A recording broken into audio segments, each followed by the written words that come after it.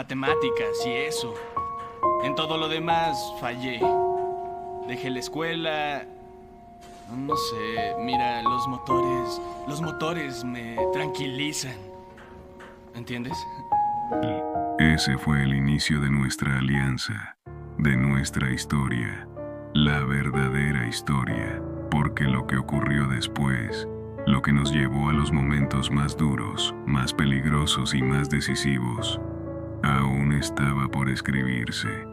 Y te juro algo, si hubiera sabido lo que vendría, habría hecho muchas cosas de otra forma, muchísimas, pero cuando tienes un corazón como el de Jesse a tu lado, no piensas en el final, solo piensas en protegerlo. Y eso fue exactamente lo que intenté hacer. La vida de Jesse se quebró justo cuando yo tuve que irme. Yo ya estaba metido en mis propios demonios. Tenía que irme a Los Ángeles para arreglar asuntos que llevaba arrastrando desde la muerte de mi padre. Un hombre que vivía por la velocidad, que respiraba octanaje. Lo vi morir frente a mí, ardiendo en un coche que jamás debió explotar así. Todo porque un idiota decidió sacarlo de pista. No pude con eso. Y cuando encontré a ese conductor meses después, bueno, solo diré que casi lo mato a golpes. Una llave inglesa y toda mi furia en su rostro.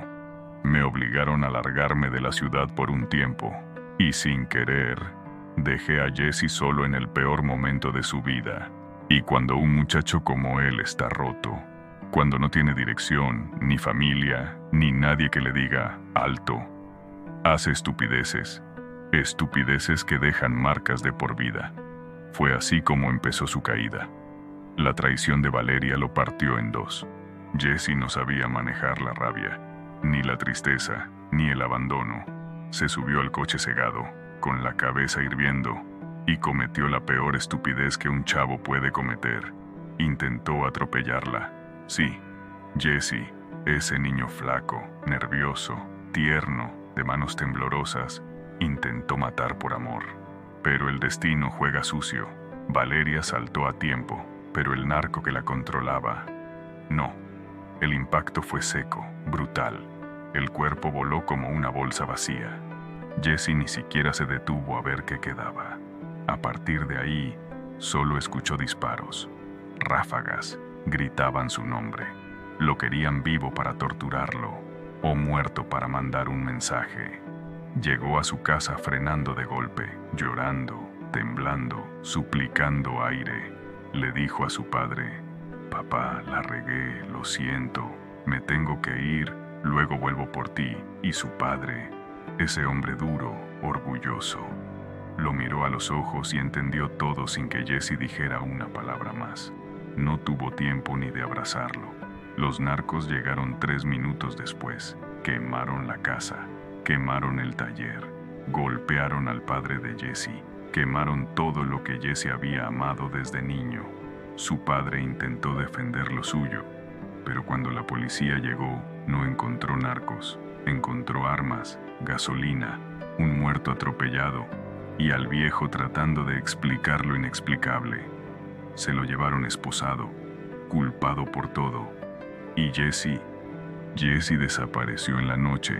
Salió a toda velocidad en su Jetta, o lo que quedaba del Jetta. El coche estaba destrozado, con agujeros de bala, sangre seca, el motor doblado y sin vidrios. Era un milagro que avanzara 2 metros, pero avanzó, y llegó al único lugar donde podía esconderlo. Una pizzería, atendido por un tipo flaco que luego, años después, cuando competía con Brian, aparecería gritando en mi calle: «¿Qué demonios?». Y León le diría: «Calle cerrada, repartidor, busca otra ruta». Ese tipo fue quien le guardó el coche. Lo empujaron entre 2 hasta un cuarto trasero.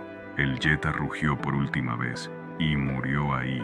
Esa noche Jesse se quedó sin casa, sin padre, sin novia, sin coche, sin nada. Para sobrevivir empezó a repartir pizzas, pero todos sabían que ese trabajo era fachada.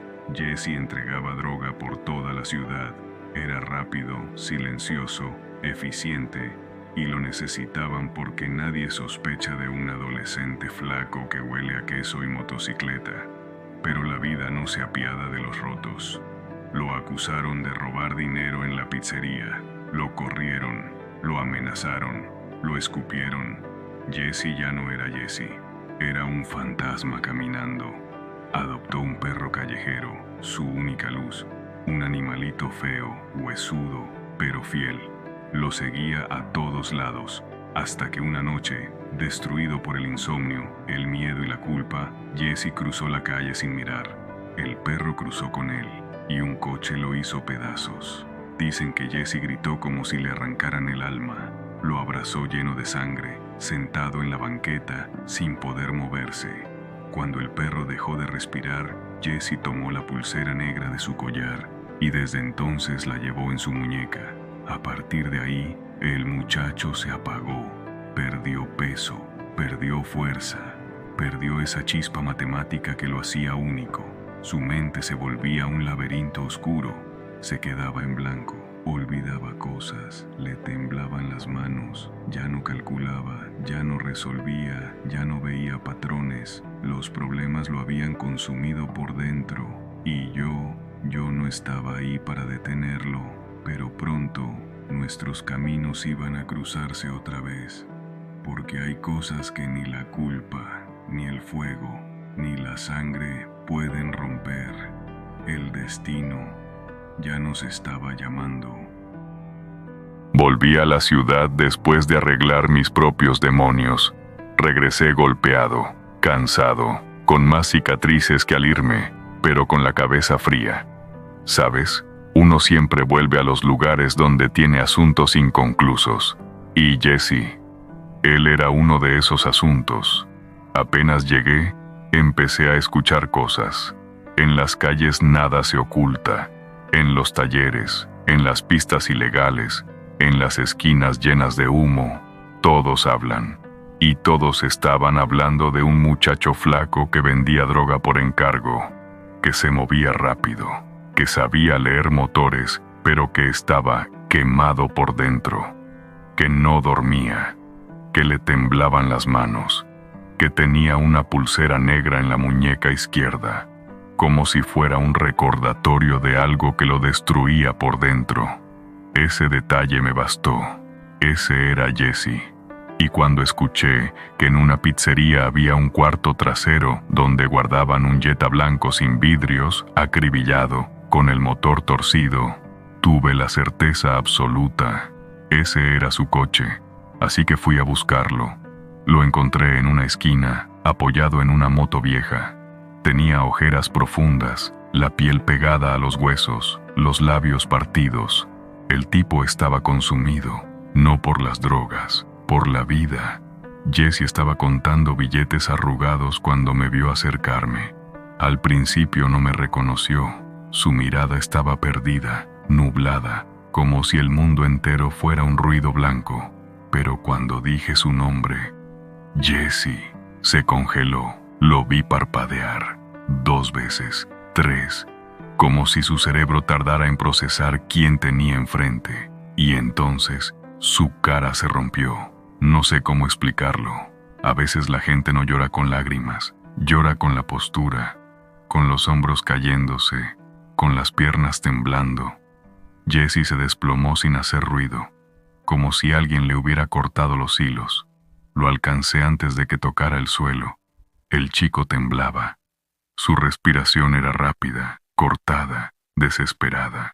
Me decía cosas que no se entendían, entrecortadas, hundidas en culpa, que había arruinado su vida, que había destruido todo, que no merecía volver a verme, que no era un genio, que no era nadie, que no podía arreglar nada, ni motores, ni su propia cabeza.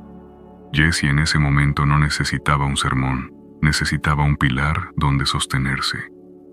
Tranquilo, muchacho, le dije, ya estás aquí, ya te encontré. Lo subí a mi coche, lo llevé a mi casa, a mi mesa, a mi cocina, le puse un plato de comida caliente enfrente. No dijo nada, solo comió, como si no lo hubiera hecho en días. Luego durmió 12 horas seguidas sin moverse ni una vez. Cuando despertó, lo primero que vi fue su pulsera negra, esa cosa desgastada, casi rota.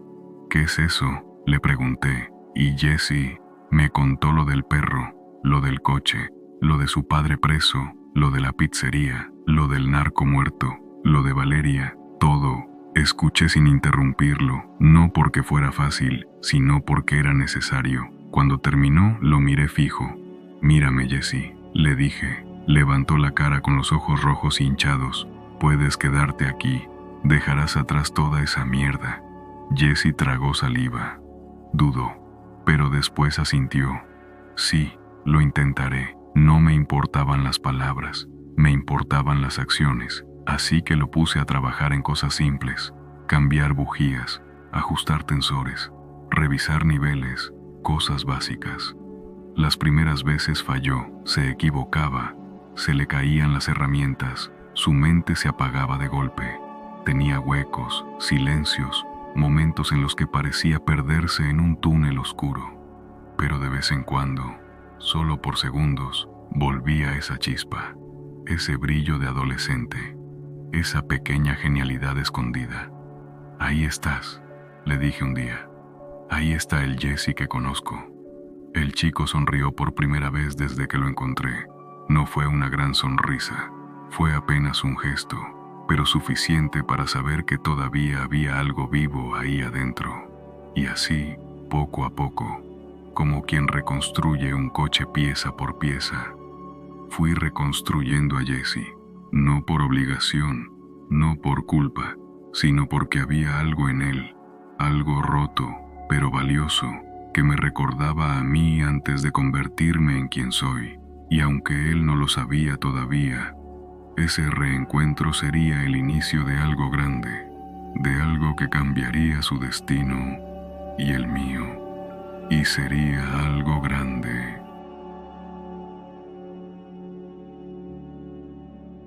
Mira, después de todo lo que pasó, después de toda la oscuridad que envolvió a Jesse, pensé que lo iba a perder, pero no. Cuando lo encontré en ese garage abandonado, flaco, demacrado, con los ojos rojos por no dormir, todavía tenía algo vivo adentro. Ganas de hacer algo bien, ganas de tener un propósito. Lo primero que hicimos fue comprar un Civic chocado. Era una basura, chasis torcido, motor a punto de morir, pintura quemada. Pero era nuestro punto de partida. Jesse se puso frente a la laptop como si fuera un niño otra vez, como si el mundo todavía tuviera arreglos posibles. Yo metí las manos al motor, y ahí empezó a cambiar todo. Ese fue el primer momento en mucho tiempo en el que vi a Jesse sonreír. No por drogas, no por locuras. Sonreír porque el motor encendió. Y cuando ese maldito motor rugió, entendí que todavía había esperanza en él. Arreglábamos coches para vecinos, para corredores de poca monta. Comprábamos chatarra, la levantábamos con lo que teníamos y la vendíamos con algo de ganancia. No era mucho, pero empezamos a ahorrar. Poco a poco, Jesse dejó de verse como un fantasma. Comía mejor, dormía más. Recuperó esa chispa que siempre tuvo para construir motores en su cabeza antes de tocarlos con las manos. Y fue ahí cuando me atreví a decírselo. Si ganamos unas carreras, si vendemos un par de coches buenos, podemos levantar un negocio real. Jesse me miró como si le hablara de un sueño imposible, pero al mismo tiempo, como si quisiera creerme. No quise meterlo de golpe en lo que estaba pensando, pero también fui honesto. Hay camiones pequeños de combustible que pasan sin escolta por una zona industrial. Nada serio todavía. Solo una posibilidad. Algo que podríamos evaluar si el dinero de las carreras no es suficiente. Jesse tragó saliva. Lo conocía. No era miedo. Era la adrenalina inicial. Esa que sientes cuando un nuevo camino se abre frente a ti, aunque no sepas a dónde lleve. Él solo me dijo: primero ganemos una carrera, Dom. Después vemos. Y eso hicimos. Esa tarde cerramos el cofre del Civic. Yo encendí el motor. Él ajustó los sensores en su laptop. No era el inicio del crimen. No era el inicio del club que la gente conoce hoy. Era algo más simple. Era el inicio de una familia.